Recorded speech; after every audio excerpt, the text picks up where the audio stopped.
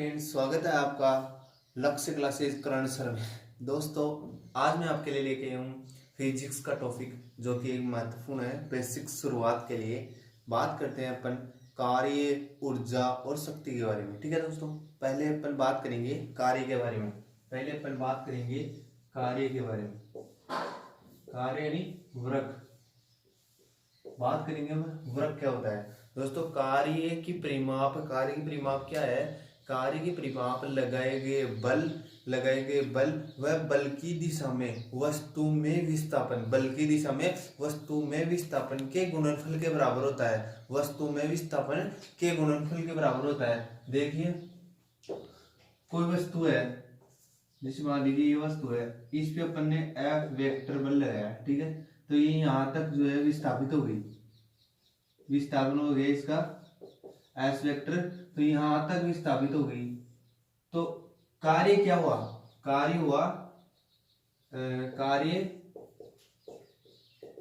लगाए गए बल यानी F वेक्टर इनटू विस्थापन यानी S वेक्टर। ठीक है, कार्य जो है एक अदिश राशि है। कार्य क्या है? एक अदिश राशि है, इसलिए जो है ये एक अदिश गुणनफल हो गया। क्या हो गया? अदिश गुणनफल।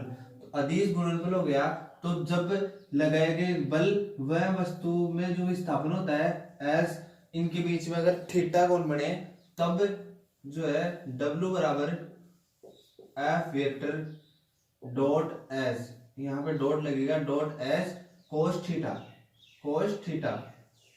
ये सिचुएशन होती है। यही अगर सदिश गुणनफल हो, तब यहाँ पे जो है साइन थीटा लगता है। तब यहाँ पे क्या लगता है? साइन थीटा लगता है। कार्य जो है एक अदिश राशि है। कार्य क्या है? एक अदिश राशि है। कार्य का मात्रक क्या होता है? कार्य का मात्रक जूल होता है। बात करते हैं अपन ऊर्जा के बारे में। तो ऊर्जा होती है किसी भी वस्तु में कार्य करने की क्षमता। जो होती है वो ऊर्जा कहलाती है। क्या कहलाती है? ऊर्जा कहलाती है। वस्तु में कार्य करने की क्षमता, वस्तु में कार्य करने की जो क्षमता होती है वो क्या कहलाती है? ऊर्जा कहलाती है। ऊर्जा भी एक अदिश राशि है। ऊर्जा भी क्या है? अदिश राशि है। ऊर्जा भी एक स्केलर क्वांटिटीज है, अदिश राशि है। ठीक है, इसका भी मात्रक क्या होता है? जूल होता है। ऐसा ही मात्रक क्या होता है? जूल होता है। ऊर्जा का भी ऐसा ही मात्रक जूल होता है। जो कार्य से जो ऊर्जा प्राप्त होती है अपन को, वो हमें यांत्रिक रूप में प्राप्त होती है, यांत्रिक ऊर्जा के रूप में प्राप्त होती है। कार्य से जो ऊर्जा होती है, उत्पन्न होती है, वो यांत्रिक ऊर्जा होती है। और ऊर्जा जो है दो प्रकार की होती है। एक होती है गतिज ऊर्जा, एक होती है गतिज ऊर्जा यानी काइनेटिक एनर्जी। एक होती है स्थितिज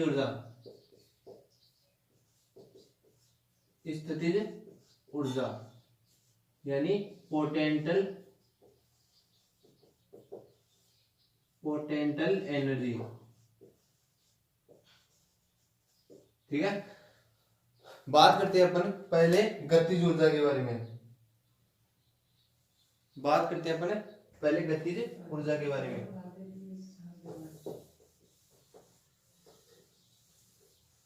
गतिज ऊर्जा क्या होती है? किसी भी वस्तु में उसकी गति के कारण, गतिज ऊर्जा होती है किसी भी वस्तु में उसकी गति के कारण उत्पन्न ऊर्जा, को गतिज ऊर्जा कहते हैं। वस्तु में उसकी गति के कारण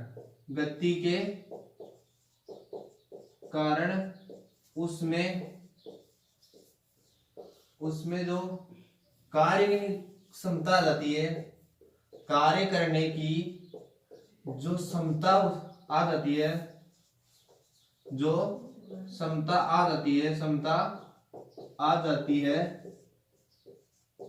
उसे क्या कहते हैं? उसे कहते हैं गतिज ऊर्जा यानी काइनेटिक एनर्जी। ठीक है, काइनेटिक एनर्जी क्या होती है? काइनेटिक एनर्जी होती है, काइनेटिक एनर्जी 1/2 mv²। क्या होती है? 1/2 mv²। बात करते हैं अपन दूसरा प्रकार ऊर्जा का, स्थितिज ऊर्जा। स्थितिज ऊर्जा, स्थितिज ऊर्जा यानी पोटेंशियल ऊर्जा, पोटेंशियल एनर्जी।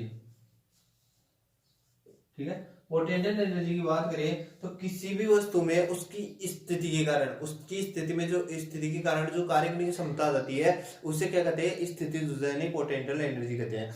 अब जो है, जैसे एग्जांपल लेते हैं अपन, बांध बनाते हैं अपन किसी भी नदी पे या फिर जो है समुद्र में वगैरह जो पानी आता है उसका, तो बांध बनाते हैं, तो बांध में जो संचित जल होता है उसमें जो कौन सी ऊर्जा संचित रहती है? स्थितिज ऊर्जा। अपन घड़ी में जो है चाबी भरते हैं, तो घड़ी में जो चाबी भरते हैं उसमें भी ही जो संचित ऊर्जा होती है वो कौन सी होती है? पोटेंशियल एनर्जी यानी स्थितिज ऊर्जा होती है। ठीक है, पोटेंशियल एनर्जी, पोटेंशियल एनर्जी जो है ये गुरुत्व बल के विरुद्ध होती है, गुरुत्व बल के विरुद्ध होती है। किसके विरुद्ध? गुरुत्व बल के विरुद्ध। स्थितिज ऊर्जा गुरुत्व बल के विरुद्ध संचित होती है, विरुद्ध संचित रहती है, गुरुत्व बल के विरुद्ध संचित रहती है। और ये होती है PE = mgs। m जो है यहाँ पे द्रव्यमान है, m क्या है? m द्रव्यमान है, g जो है वो है गुरुत्व त्वरण, गुरुत्व जनित त्वरण। क्या है? गुरुत्व जनित त्वरण। इसका मान जो है हमेशा एक ही रहता है, 9.8 या फिर कहीं 10 भी मिलता है। ठीक है, बात करते हैं एच की, तो एच होता है यहाँ पे ऊंचाई, एच होता है यहाँ पे ऊंचाई, एच होता है यहाँ पे ऊंचाई। ठीक है दोस्तों, इसके बाद में अपन बात करते हैं ऊर्जा संरक्षण के नियम के बारे में। किसके बारे में? ऊर्जा संरक्षण का नियम। ऊर्जा संरक्षण का नियम की बात करें तो ऊर्जा संरक्षण का नियम होता है किसी भी ऊर्जा को ना ही तो उत्पन्न किया जा सकता है और ना ही जो है नष्ट किया जा सकता है। अर्थात ऊर्जा जो है केवल एक रूप से दूसरे रूप में रूपांतरित हो सकती है, ट्रांसफर हो सकती है। बाकी जो है ऊर्जा ना ही तो नष्ट की जा सकती है और ना ही जो है उत्पन्न की जा सकती है। ऊर्जा जो है संपूर्ण संसार में ऊर्जा का जो परिमाण होता है, वो क्या होता है? समान ही रहता है। जितनी ऊर्जा अपन जो है नष्ट करते हैं, मतलब नष्ट क्या, जितनी ऊर्जा अपन दूसरे रूप में, एक रूप से दूसरे रूप में रूपांतरित करते हैं, तो उतनी ही ऊर्जा जो है उस रूप में उत्पन्न हो जाती है। बात करते हैं कुछ ऊर्जा रूपांतरित करने वाले उपकरणों के बारे में। ऊर्जा रूपांतरित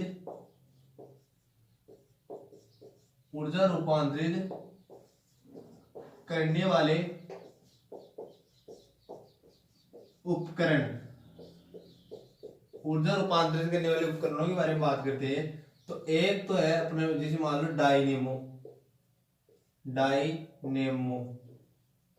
डायनेमो जो होता है वो यांत्रिक ऊर्जा को विद्युत ऊर्जा में बदलता है। डायनेमो जो होता है वो यांत्रिक ऊर्जा को, किस ऊर्जा को? यांत्रिक ऊर्जा को विद्युत ऊर्जा में बदलता है, विद्युत ऊर्जा में। ठीक है, डायनेमो जो होता है वो यांत्रिक ऊर्जा को विद्युत ऊर्जा में बदलता है। अपन उदाहरण लेते हैं मोमबत्ती का। मोमबत्ती जो होती है वो रासायनिक ऊर्जा को प्रकाश ऊर्जा व उष्मा ऊर्जा में बदलती है। मोमबत्ती जो होती है वो रासायनिक ऊर्जा को प्रकाश एवं ऊष्मा ऊर्जा में जो है बदलती है मोमबत्ती। बात करते हैं अपन सोलर सेल की। सोलर सेल जो होता है वो सौर ऊर्जा को विद्युत ऊर्जा में बदलता है। सौर ऊर्जा को जो सूर्य की ऊर्जा होती है, सौर ऊर्जा को विद्युत ऊर्जा में बात करते हैं अपन जो अपने फोन में जो है माइक्रोफोन लगा रहता है, नीचे की ओर लगा रहता है माइक्रोफोन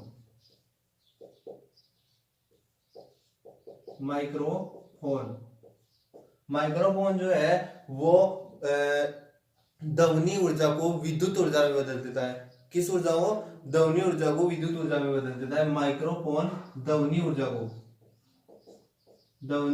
को विद्युत ऊर्जा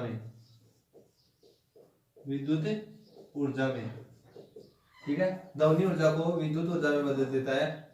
बात करते हैं अपन लाउड स्पीकर की। लाउड स्पीकर जो होता है वो विद्युत ऊर्जा को ध्वनि ऊर्जा में बदल देता है। किस ऊर्जा को? विद्युत ऊर्जा को ध्वनि ऊर्जा में बदल देता है। ठीक है, और तो ठीक है दोस्तों, इसके बाद में अपन बात करते हैं शक्ति के बारे में।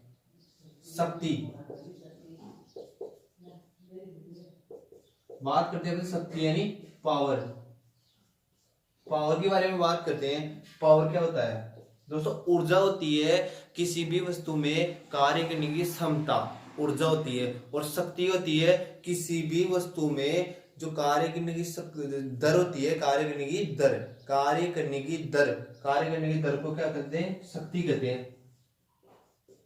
कार्य करने की जो दर होती है वो शक्ति होती है। मान लीजिए कोई करता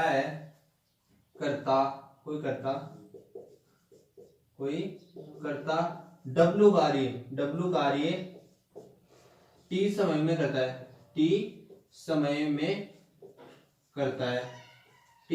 करता है, ठीक है। तब शक्ति क्या होगी? पावर क्या होगा? पावर होगा W/T। क्या होगा? W/T होगा। कार्य जो है शक्ति का मात्रक क्या होता है? शक्ति का मात्रक होता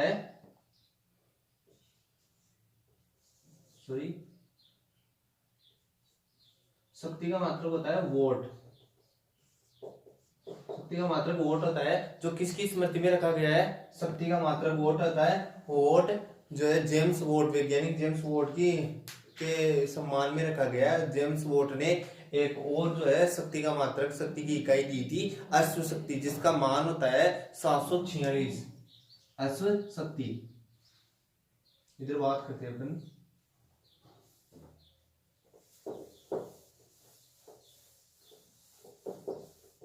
अश्व शक्ति का मान होता है 746, जो किसने दी थी? जेम्स वोट ने दी थी। अश्व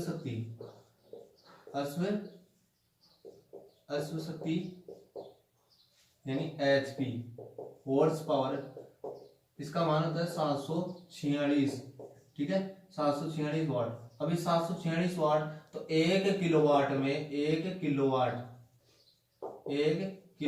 होता है 1000 वाट, ठीक है। तो 1 किलोवाट में कितनी अश्व शक्ति होगी? तो 1000/746 इक्वल टू ये आएगा अपने 1.34 HP। हल कर लेना आप, 1.34 HP आएगा, ठीक है, अश्व शक्ति। ये भी इकाई जो है जेम्स वॉट ने दी थी, और जो है वोट भी जेम्स वोट के नाम में रखा गया है, जो कि शक्ति का मात्रक है। इसके बाद में अपन बात करते हैं गतिज संवेग और गतिज ऊर्जा के संबंध के बारे में। संवेग और गतिज ऊर्जा, गतिज ऊर्जा में संबंध। संवेग और गतिज ऊर्जा में संबंध। संवेग क्या होता है, अपन ने पढ़ा था, जो है किसी भी वस्तु के द्रव्यमान और वेग के गुणनफल जो होता है, वेग और द्रव्यमान का गुणनफल, वो क्या कहलाता है, संवेग कहलाता है, यानी P = mv। ठीक है, ये होता है संवेग। गतिज ऊर्जा जो है, संवेग क्या होता है, एक सदिश राशि होती है, संवेग एक सदिश राशि होती है, इसका मात्रक होता है मीटर प्रति सेकंड। बात करते हैं गतिज ऊर्जा। गतिज ऊर्जा जो ऊर्जा होती है, एक अदिश राशि होती है, स्केलर क्वांटिटीज होती है, और इसका मात्रक जो होता है जूल होता है, ऊर्जा का मात्रक। ठीक है, तो के ई अपन ने पढ़ा था अभी, के ई काइनेटिक एनर्जी = 1/2 mv²। ठीक है, ये पढ़ा था। इनके बीच में संबंध क्या है, तो लेते हैं अपन काइनेटिक ऊर्जा को। अब काइनेटिक ऊर्जा को जो है अपन 1/2 mv², इसको जो है m से तो मल्टीप्लाई करते हैं और m से जो है डिवाइडेशन करते हैं। इसका m से तो मल्टीप्लाई करते हैं और m से डिवाइडेशन करते हैं, तो बाद में अपने को प्राप्त क्या होता है, अपने को प्राप्त होता है m²v²/2m। ठीक है, अब 2m प्राप्त होता है, तो अपन यहाँ पे जो है mv², तो अपन यहाँ पे ओनली p भी लिख सकते हैं, p लिख सकते हैं यहाँ पे p, यानी p²/2m। तो अपने को प्राप्त होता है के ई = p²/2m, यानी अर्थात यदि अपन संवेग को जो है दुगना कर दे, अपन संवेग को दुगना कर दे, तो जो है संवेग को दुगना कर दे तो गतिज ऊर्जा 4 गुनी हो जाएगी। संवेग को अगर दुगना कर दे तो गतिज ऊर्जा क्या कहलाएगी, 4 गुना हो जाएगी। अर्थात जो संबंध होता है इनके बीच में, गतिज ऊर्जा और इसके बीच में संबंध होता है, वो होता है के ई काइनेटिक ऊर्जा = p², यानी संवेग का स्क्वायर और 2m, ये जो संबंध रहता है। तो दोस्तों ये थी अपनी क्लास आज की फिजिक्स की, जो कि महत्वपूर्ण क्लास थी। आगे नेक्स्ट अपन बात करेंगे गुरुत्वाकर्षण के बारे में। जय हिंद, जय भारत।